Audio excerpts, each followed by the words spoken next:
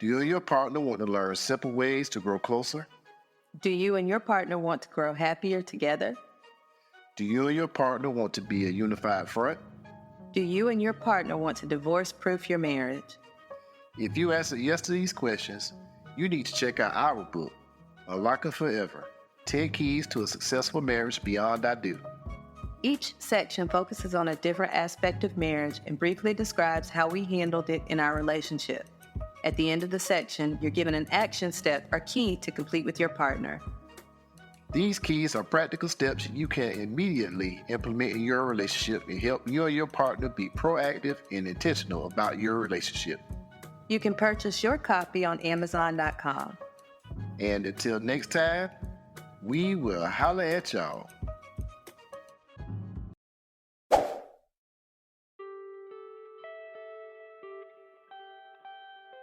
After over 25 years of marriage, we've learned that successful couples have great friendships, put each other first, and focus on light just as much as love. We believe marriage should be fun and easy. Our goal is to share our journey with the hopes of helping others build strong, happy relationships. Join us as we continue to create our lives beyond I do.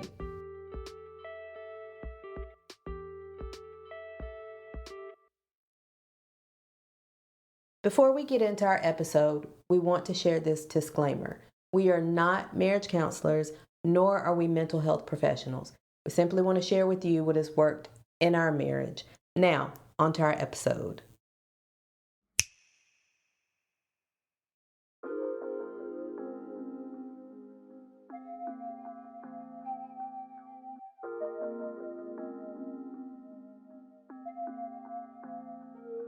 Thanks again for joining us on a new episode of the Beyond I Do podcast. We have a special guest with us today by the name of Jami Gibson. Jami comes to us as a procrastination and productivity coach.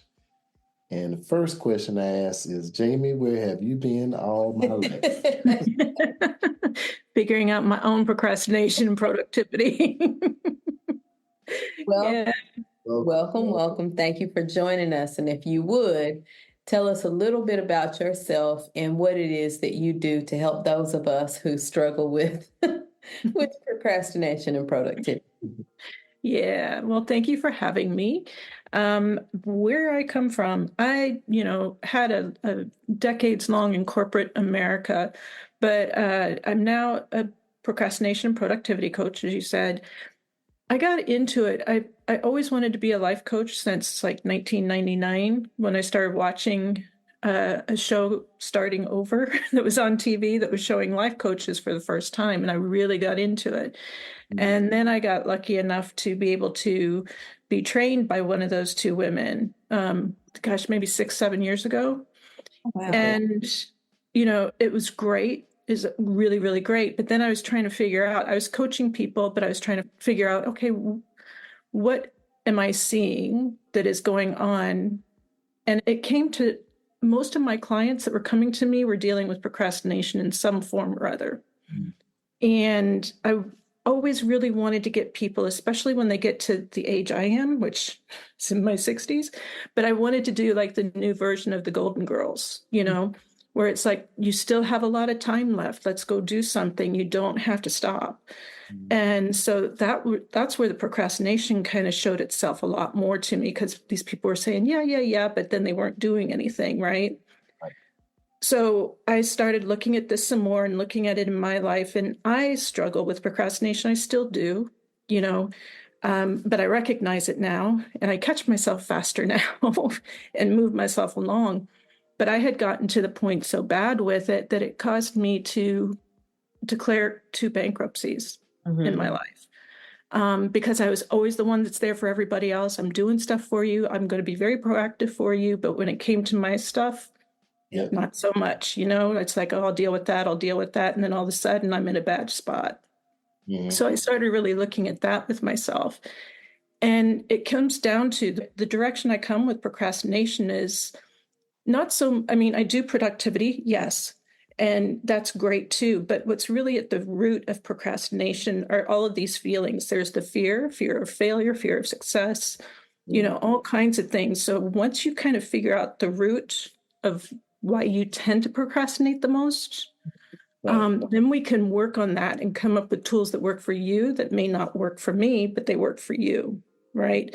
I found my own thing was my issue, so to speak, was just self-worth, not feeling worthy of doing things for myself, having to prove to other people instead. So once that kind of came up for me, it was like a light bulb moment that just made everything feel a little easier to work through with the procrastination. So when I catch myself now, it's kind of like, okay, girl, what's going on right now that you don't feel like you deserve something, And that's for me, yeah. You mentioned how for some of us it's easier doing things for others, and that causes you to put off your own things and to get behind with your own things. So that's something specific to different types of procrastination, or is that something that you see across the board? It's probably a little bit, it kind of goes down to, it goes across all of them, but it's at different levels with different ones. Do you know what I mean? Right. So, because a lot of people too will say that they don't procrastinate because they're so busy. Well, look at the things that you're keeping yourself busy with. Are they like 175 minor things that you're doing that's keeping you moving, and you're avoiding that one big thing that's going to open everything up, right? So it's kind of different. I've got the 6 different types of procrastinators that I work with, but I'll be honest with you, probably everybody has a piece of all 6 of them, but there's one that each person gravitates to the most, or at least the most in certain areas. And once we can identify that, then we can go into, okay, what's going on? Because the fears or issues around that type, we can work with that and find the tools for you that work for that type. Because to tell somebody to do, a schedule will be great for somebody who's a perfectionist. But if you're a passive person, I'll get to it. Or if you're a rebel, you're not going to do it. Right. You know what I mean? So we have to kind of look at that. I think what happens a lot of times with procrastination, the way that it's presented to society, is that you're lazy. You just don't have any get up and go, no motivation. But the problem is because there's all these different apps and tools and stuff out there for productivity, which work, it's kind of like a diet. Maybe keto works for this person, but not for somebody else. Right. So that's kind of the thing. Productivity works great. We just have to find the ones that work for your style that's different from someone else's style, so that you don't feel like a failure. Because like with the diet, when you don't lose weight because you've been on keto forever, and then you're down on yourself, do you do the same thing with procrastination tools? Right. And that, I think that with the diet, and that's something that you can see the changes. Where with the procrastination, you don't see those things, so it's harder to almost harder to justify. It's easier to say someone is lazy versus someone struggles with productivity issues, because you can see the result of being lazy, so to speak. Yeah.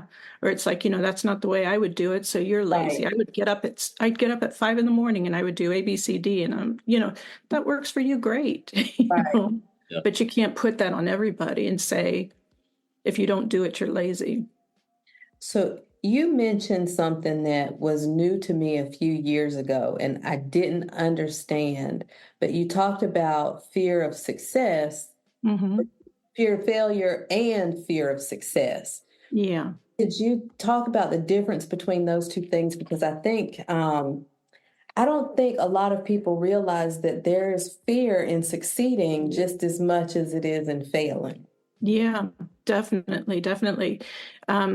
The fear of failure is just, those people tend to be perfectionists, procrastinators too, because if I don't have it exactly right, I don't want to fall on my face. I don't want to look like a fool in front of people. So they'll tend to not do something because they don't want to fail at it. You know, Right. they're not putting into the thing that, you know, you got to practice 16 times before you can do something sometimes. That does, you know, that fear comes up of making a fool of myself. Mhm. The fear of success people, on the other hand, there's a fear of being seen. Like, if I'm successful, I'm going to be seen. And if I'm successful, more is going to be expected of me. And what if I can't do more? You know, so sometimes we go and want to play it safe instead of, you know, really showing who we are at the core, because Right. we're afraid that what if I can't measure up later, that I've done this much, and what if I can't make it to the next level and I look like a failure? Right, right. I think the fear of succeeding traps a lot of people into their, you know, regular nine Mm-hmm. to fives. You know, you want to be an entrepreneur. It's like, well, I want to, but you Yeah. know, now it's going to require me to do this, and now it's going to require me to do that. So now people would tend to dial themselves back. For Mm-hmm. something like that, what would you say to that individual? I would say to really first be really cautious of who you're sharing your dreams with on Mhm. some of that, because we have people in our lives who, you know, they're naysayers, but the majority of the time when they are, and they're kind of putting down our dreams or something, they're wanting to keep us safe, just like fear wants to keep us safe by keeping us over here. So your loved ones or friends are more just kind of like trying to keep you here. And the other interesting thing with that is that they sometimes are afraid if you succeed, you're going to leave me. Yep. Mm. So, you know, so that's where that is. So I would say first, kind of pay attention to who you're sharing your information with. You Mhm. know, the second thing I would say is just do baby steps and give yourself permission to be a learner, you Mhm. know, to have an open mind of learning that you don't know something and it's okay. Mhm. Um, you know, when I was in corporate world, what I always told the people that worked for me was, if you don't know the answer to something in a meeting or a conversation, say, I don't know, but I'll get back to you. That's going to go so much farther than if you try to BS your way through it, you know? Right. And that's hard for some people to admit to as well. So with the entrepreneur, I would say just, you know, keep going, but give yourself grace at the same time, Right. because we're so hard on ourselves, because we feel like, oh my gosh, if I don't do this, I'm going to make a fool of myself. And all those people who say that was a pipe dream, they're right, you know, and then you go through this whole kind of spiral down. Right. Exactly. When you talk about perfectionism, I didn't, and I did one of the quizzes, and that's where I landed. I never really viewed myself as a perfectionist because there's a level of I just don't care. Well, yeah. And I'm cool with mediocrity, Hmm. but I watched a TED talk about procrastination, and the gentleman said that sometimes we try and plan and plan and plan for every single thing, and the procrastination is not executing that plan. You put so much effort Hmm. into the plan. And Hmm. that's me. I can write a plan and a list like nobody's business, but when it's time to Yeah. execute, that's where I get stuck. Yeah. So when you are working with your clients, how do you help them move through those different phases so they can get to the point of Hmm. executing a plan? Yeah. Yeah. Start small. Like, for instance, with what you just described here for yourself, I would say, okay, you've got all these things on your list. What's one thing you can do today? It Mm. doesn't have to be big. You know, maybe it's just making a phone call. You know, what's the one thing you can do? And so I work with people to just do one step at a time. It's great to have the big picture. It's great to have the list and the, you know, the flow chart and everything else. But that's the map. You got to look at it as if you're driving from, you know, California to New York. Mhm. You Mm. know, where are you going to, you just take it step by step instead of saying, I've got to be over here now. And what if there's a tornado warning in Kansas? And what if there's this? And you know what I mean? You have your contingency plans, but what's one thing you can do right now? Right. And I even do that when, we freak out sometimes. I'm like, what is one thing that you need right now to feel good? And sometimes it's like, I need a lollipop. Okay, Right. have a lollipop. Now what's one more thing you can do? Now you did that. What's the next thing you can do to feel good?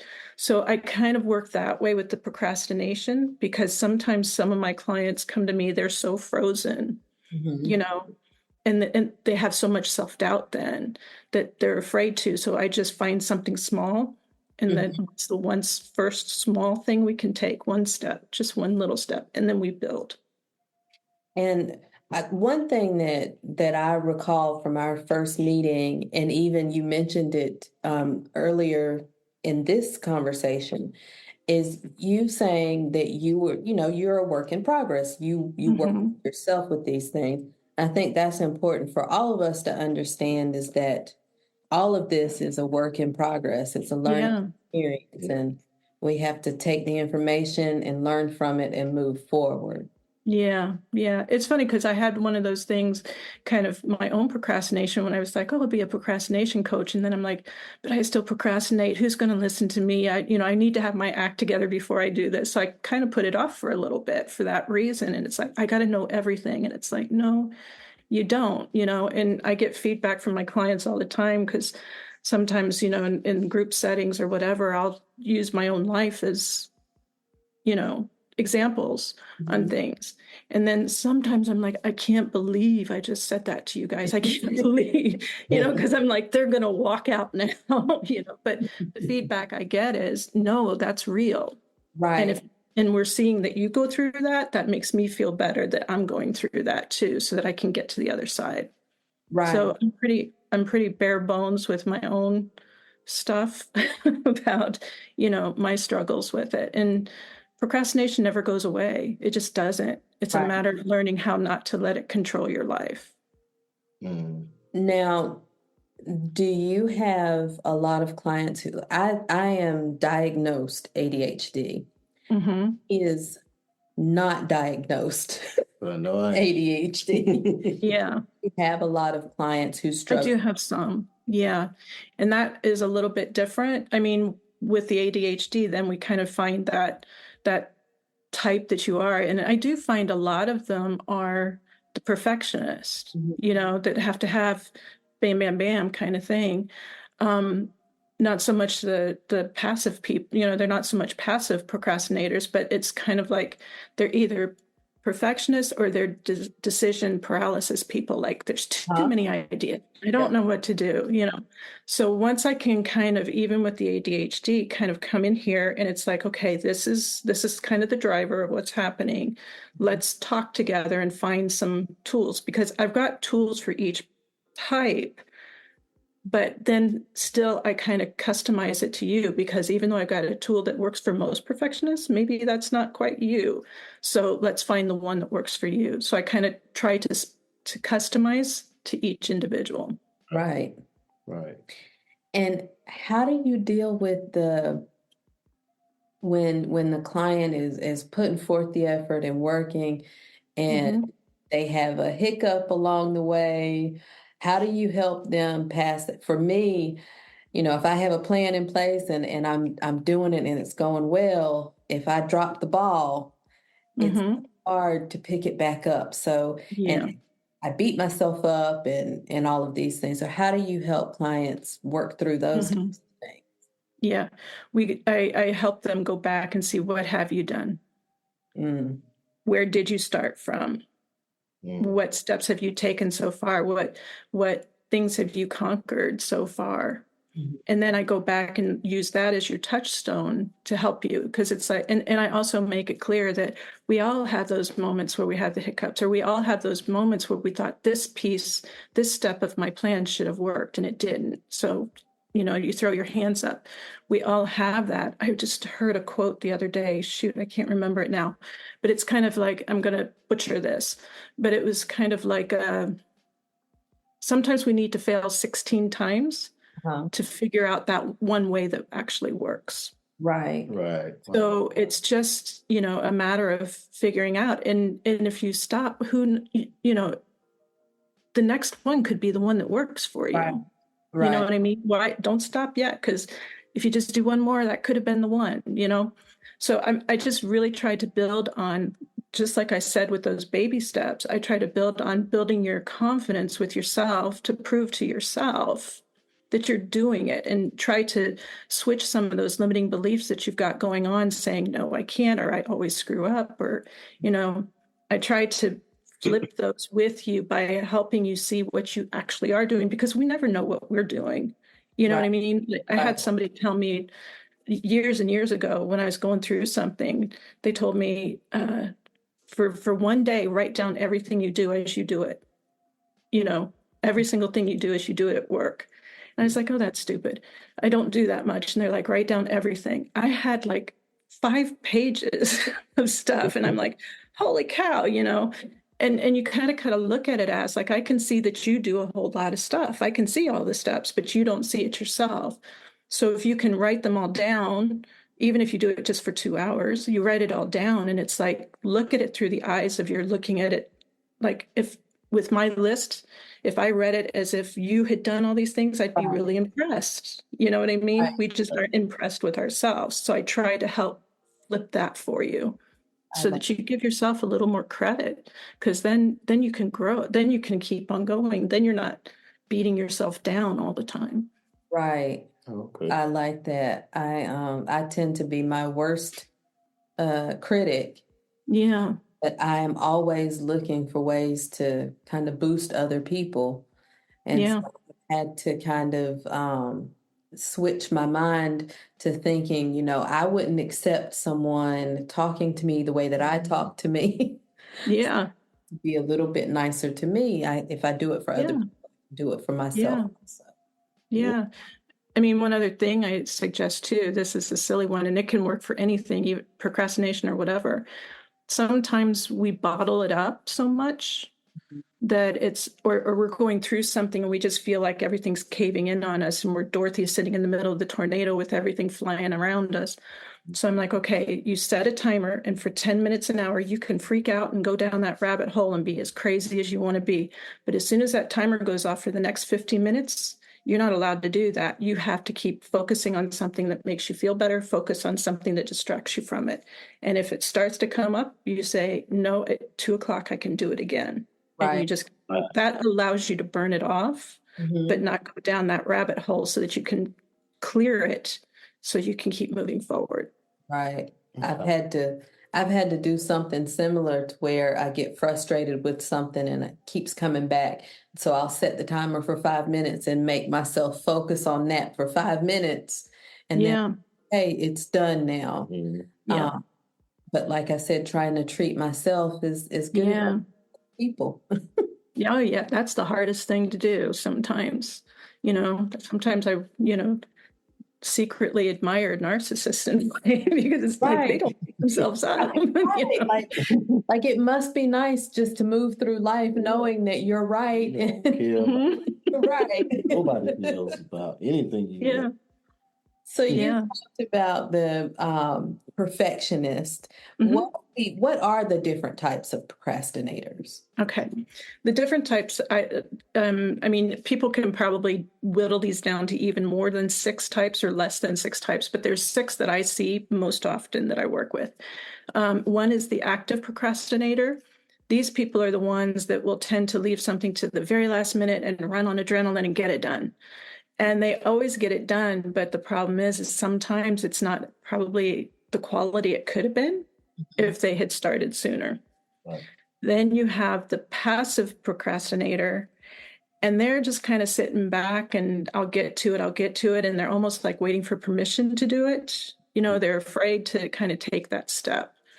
Then we've got the perfectionist who, is making sure everything is perfect. And sometimes when they do that, nothing gets done. Or the project, they just get in their head so much that they do screw up the project, right? The other one is the decision paralysis. This one, like I said, and this is mine most of the time, too many ideas, too many possibilities, looking at all, all plan A, plan Z, plan double C, whatever, you just don't know what to do, and you're checking with people, and you're not confident in yourself sometimes to just go forward. Right. And then we have the strategist. This one is I kind of giggle. The strategist and the perfectionist, there's some similarities to them, but the strategist has it so it's almost like a flow chart. Mhm. You know what I mean? Very robotic. And they will sometimes put things off. And it's typically things similar to, when I make this much money, I will do that. Okay. Yeah. Right? But then when they make that much money, they're like, no, I can't do that yet. I need this much more money. Right. So, but they've got a strategy and it sounds smart, but they keep putting it off because of, I know I need to do it this way now. And then the last one I work with typically is called the rebel. And this one is, don't tell me what to do. If you're going to tell me to do that, I'm going to do it different. I mean, it's just the rebel, it says it by the name. So they tend to procrastinate things because somebody told them that they have to do it. Right. Or, told them they have to do it a certain way. And so they'll procrastinate that. So those are my 6 main types I work with. And of course, there's nuances in each one, and all of us have aspects of all of them. But like I said, you tend to gravitate more towards one. And that's what I work with first, and then we come down. I could hear elements of myself in a couple of those. Yeah. Hear some of it for me, definitely.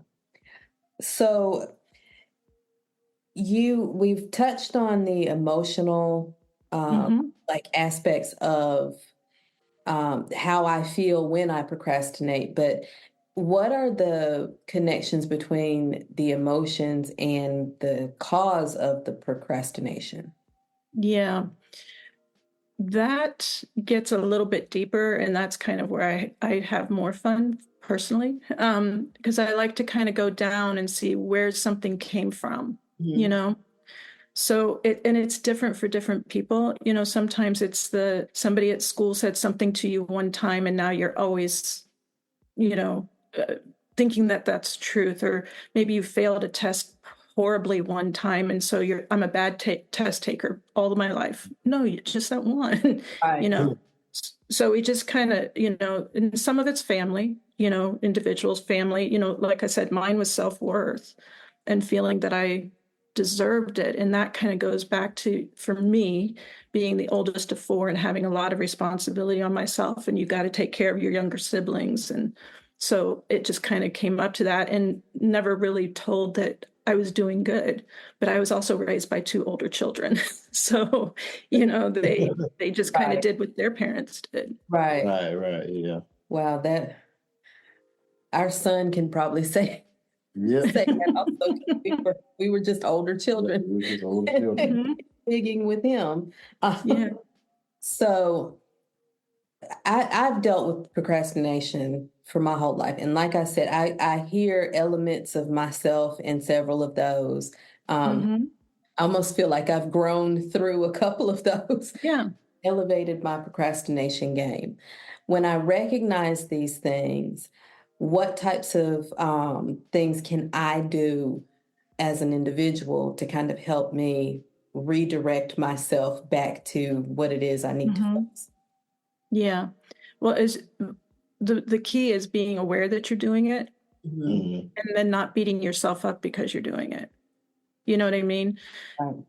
Then it's easier to kind of work through it. So once you're aware, and you kind of, like I say, give yourself grace, give yourself a break about it, then you just kind of, like you would as a parent, you just kind of, okay, now this is how you learn to tie your shoe. We're going to do it again. So you just get up and go to that one step. What's one step I can do right now that I know that I can do? Right. And you just kind of keep moving forward in that way. But listen to the things that you're hearing in your head at the same time, and maybe kind of write them down, on a piece of paper near you so you can look at it later, because it's really important to pay attention to those tapes that we're saying, because once you kind of get an idea of what those are, then we can start to flip them, and then we can start to show you proof where that's not the case anymore. You're not lazy because look at all these things you did. You're not bad with money. I was a treasurer for school I was a treasurer for 5 different big things, but sucked for myself. I Right. was bankruptcy twice, right? So I go through this thing myself where it's like, I'm not real great with money. I don't know how to invest. It overwhelms me. But then I have to remind myself, girl, you are a treasurer and all of this stuff. You do know how to do it. So it's a matter of finding those things in your past, even if it's little, of something you did to prove to yourself that you did do it, so that you can be like, okay, take a little baby step with that. I did do it once before, I can do it again. You knew how to ride a bike once, you'll learn how to do it again. Right. And then the issue for me is those baby steps. I'm like, yeah, that's fine, but we need to be way over here. Yeah. But that's the thing, just like I said, you're driving from California to New York, you can't drive and you're not going to get there overnight, Right. So you have to give yourself that space to do it. Yeah, you need to be way over there. It's due whenever, but you can only do as much as you can do. And you need to recognize that because if you keep on pushing at yourself and beating on yourself, instead of it taking 5 days to get across the country, it's going to take you 2 weeks. You know what I mean? Because you just kept sitting there angry. Right. Yeah. And that's one thing that I've realized is that I can do it and deal with whatever I think is going to happen or I'm going to have to fix after the fact, or I can sit here and not do it and try and figure out all the things. I know during the pandemic, we have a screened porch. And we're sitting in the living room and I said, I really want to redo the screen porch. I want to paint and I had found this Pinterest hack with paint drop cloths used in drapes. And I said, I think I want to do the screen porch. And he said, oh, okay. And he got up and he came back in and he's putting shoes on. I said, where are you going? Said, let's go to Lowe's. We're just going to do it now. We've got a plan. We've got to make this. But that was me. I knew what I wanted, but if it wasn't for that push from him, I probably would have been sitting here to this day, still trying to plan, making sure I have the right type of paint and the right this. Yeah. So like I said, I can see myself in some of those, several of those different types. Yeah. And just like I said, you shouldn't really share everything with everybody because you got the naysayers. It's really important to have that 1 or 2 people that you can have to kind of remind you who you are so that you can keep going. Just like, in the situation you said there, it's like, he's like, all right, let's go, and you're like, wait. But it's really helpful to have that space or that community or whatever, or a coach, because I mean, when I work with my clients, text me anytime. I'll respond to your text. If I can, I'll respond to it fairly quickly. If you need that just little push or that, reminder of who you are, sometimes we need to hear that from outside because those tapes are so embedded in us, especially when we get to certain ages, it's like, it's so embedded that we just need that hand to help us a little bit. Right. And it's funny, I think that you talk about the tapes that are inside, but we also have like pressure from outside and society says this and says that. And it sounds great, but you are a procrastination coach and you have clients you work with. So that tells us that everyone doesn't have it together except for me. Yeah. So it's good to hear these stories and to hear that others struggle with the same types of things, because what we see put out there is always, my friend watches on YouTube people who have these cleaning channels and organizing, and their homes look like something from catalog. And I'm thinking, why would you watch that and put that much pressure on yourself? Yeah. For me, it's a good day if, I do the laundry and it gets put away. Yeah, I hear that. But and sometimes too, you have to wonder. It's like, okay, they've got that space that they're going to tape for the video. What's the rest of the house look like, and how long did they have to work to do that? Because Well, my mind it's the interior designers who do fantastic work, but they live in quartered place. You know what I mean? It's that doing for others kind of thing comes in. And so it sounds like in addition to the coaching portion, you're the cheerleader, you're the advocate for your kind of see that. Yeah. Well, a good coach should be too, to just kind of like, let's go, you can do this. So yeah, it's just the pressure that society puts out, nobody is like that. But that's the thing. It's like the magazines that you see that you're supposed to have this kind of body, or you're supposed to have this kind of job or whatever. It doesn't work for everybody. I have 2 kids. They both went to college. Well, my daughter went to college, did great, I knew she would. My son, from the time he was young, I was like, he's not college material. He's smart, but he wasn't traditional college material. And his dad pushed that. And, after a semester, he was just so depressed, and I'm like, drop out. And as soon as he did, he started flourishing. So that's a thing. It's like, you got to look at the society things and the social media things with a grain of salt. Right. And does it fit you or doesn't fit you? Who are you really? How do you want to feel your happiness? Like you said, if I get the laundry done today, that's a good day. Right. There's other things you do that you feel better about that are true to you. I think that for me, trying to combat those tapes, that's my big thing. Because thankfully, the outside world, I'm really not too concerned. I'm really not too concerned with. So it's the inside tapes I'm trying to constantly undo. And so like I said, it's motivating for me, and it helps me to hear that there are others who struggle with those same things. Everybody does. Everybody. Maybe a narcissist doesn't, but everybody does, because we all have that kind of stuff. And just like, with fear, in general, fear is going to prove you right. You know what I mean?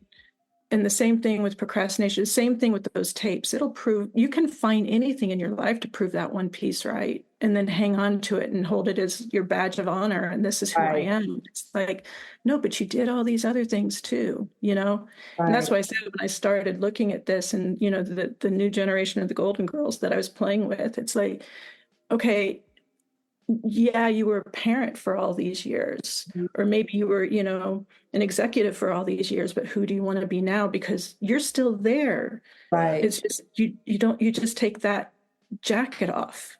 There's still you underneath it. And let's just excavate that and keep moving. Well, we're entering that phase of life where we're removing one coat and putting on another. So, that resonates with me. I'll be 50 in June. And so it's a good feeling, but at the same time, it's an adjustment. Yeah. I'm still trying to figure out what I want to do when I grow up. Yeah, so am I. I'm 63. I'll be 63 in a couple of weeks, and I feel the same. It's like, who do I want to be? But I think it's just life, because life has changed. Right. Bottom line, life has changed. And so we're all changing all the time. So who do you want to be today? Who are you at your core? I also work with my clients. Like, one of the first sessions I have with them is helping you to recognize your core values and your anti-values. And once we know your top 10 core values and anti-values, that you can use as like a compass to almost like recognize, oh, does what I'm doing here match who I am at my values? Right. And if it doesn't, then readjust and come back into your values. And it's a big thing for me to have permission to readjust. I'm one of those people that I get stuck in one direction, And when it's time to pivot, or if some reason I have to switch directions, sometimes it feels like a failure when it's just you're taking a different route. Yeah. So, Yeah, it's just a detour on the road to California, or, to New York. You just have to take a detour, but you still get there. So I poured through your site and your Facebook page. And the Facebook page is still under construction. the quizzes, the challenges, all of those things are wonderful. So for our listeners, if you would let them know where they can find some of the information, if they want to learn more about your services, where can they find you? Yeah. Well, my website is jamigibson.com. That's JAMIGIBSON.com. I do a blog post every week on procrastination or some sort of thing that's dealing with it. So there's lots of information there. And you can contact me there if you're interested in getting hold of me. I also have my Facebook page. It's a private Facebook group. It's called Mind Over Procrastination. And in there, I'm going to be starting to do some free challenges, like some free 5-day challenges to kind of work through it. I've got one that I'm kind of playing together with here that's on motivation, a 5-day challenge to get your motivation going. So, it's a community. We're all there to support each other, ask questions. I mean, yeah, I'm running the group, but my goal is to have it be a community where everybody's supporting everybody else, not just me, leading it. So I want it to be like a family kind of thing. Right. And healthy family. Right. Yeah, definitely. There again, it feels good to see others going through the same things, and to know that, you can present a question or an issue and have someone say, oh yeah, that happened. Or because a lot of times we feel like we're alone. If we look at what media puts out, we feel like it's fit. So yeah. And I mean, it's weird, you're going to be 50 soon. I'm in my 60s. It's not the same world that our parents were when we were our age. You know what I mean? It's like there were no Rolling Stones and Stevie Nicks when my parents were 50 and 60 years old, right? So they're kind of like my idols, or not idols, but those beacons that they're still good in their 70s and 80s. Why can't I? So you just kind of have to give yourself that permission to do it and not procrastinate it. And just, if you fall, so what? You get up and you keep going. Exactly. Yeah. I think people are procrastinate because they're scared of the change. Yeah, they are, very much so. And coming out of your comfort zone can be really scary. And the older you get, definitely. It's more struggle. Yeah. Yes. Yeah. Yeah. But, the alternative is, and that's cool if you're happy with where you are and you don't want to change. That's cool.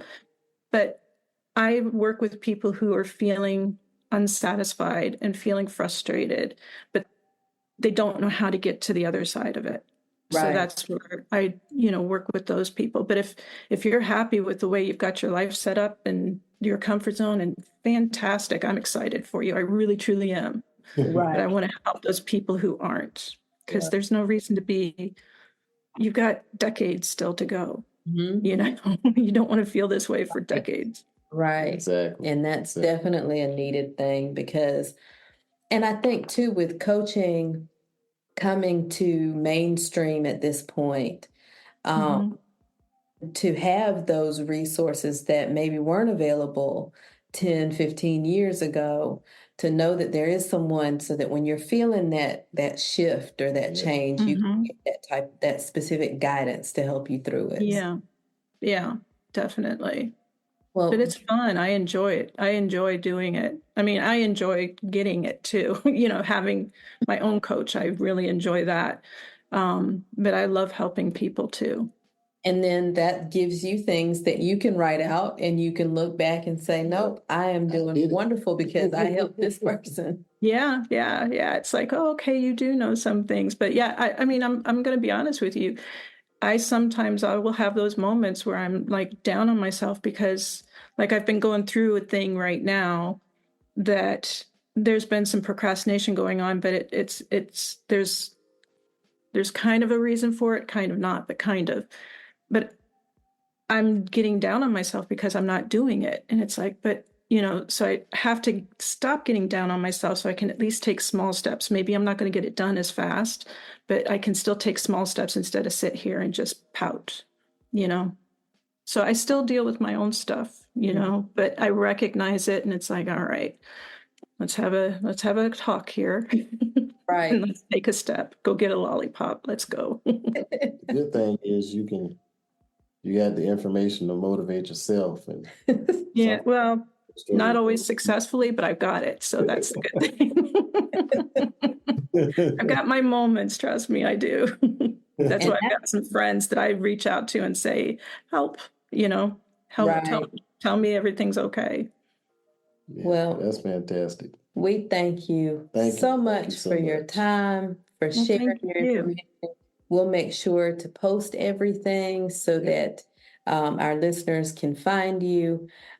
We appreciate this. We've learned about ourselves and our procrastination issues. And especially in a couple, it's nice to know what each of you are so that you know how to help each other with your individual procrastination styles. Right, and not use it as a weapon. Right, or create conflict. So yeah. Thank you for joining us. We appreciate your time. Thank you for having me.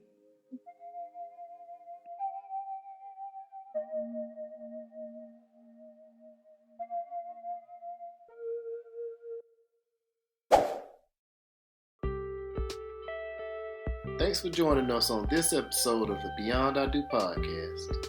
Please make sure to like this episode and also subscribe to our podcast. You can also find us on Facebook, Instagram, and YouTube at the Beyond I Do podcast. And until next time, we will holler at y'all.